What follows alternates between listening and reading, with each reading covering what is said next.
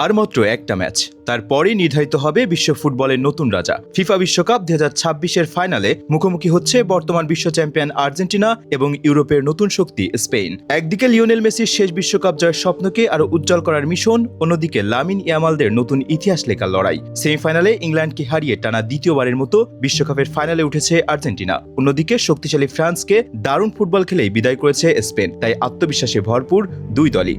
আর্জেন্টিনার সবচেয়ে বড় শক্তি তাদের অভিজ্ঞতা, দলগত সমন্বয় এবং বড় ম্যাচে চাপ সামলানোর ক্ষমতা। মেসি, আলভারেজ, লাউতারো, ম্যাকঅ্যালিস্টারদের নিয়ে আক্রমণ ভাগ যেমন ভয়ঙ্কর, তেমনি মাঝমাঠ ও রক্ষণেও রয়েছে ভারসাম্য।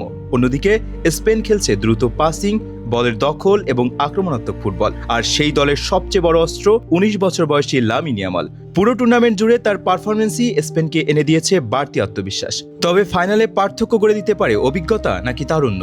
মেসির শেষ বিশ্বকাপ কি রূপকথার সমাপ্তি পাবে, নাকি ইয়ামালের হাত ধরে শুরু হবে নতুন এক ফুটবল যুগ? একদিকে বিশ্ব চ্যাম্পিয়নের মুকুট ধরে রাখার লড়াই, অন্যদিকে নতুন রাজত্ব প্রতিষ্ঠার স্বপ্ন। তাই এই ফাইনাল শুধু একটি ম্যাচ নয়, এটি দুই প্রজন্মের মুখোমুখি লড়াই। এখন একটাই প্রশ্ন, বিশ্বকাপ ট্রফি উঠবে কার হাতে? মেসির আর্জেন্টিনা নাকি ইয়ামালের স্পেন?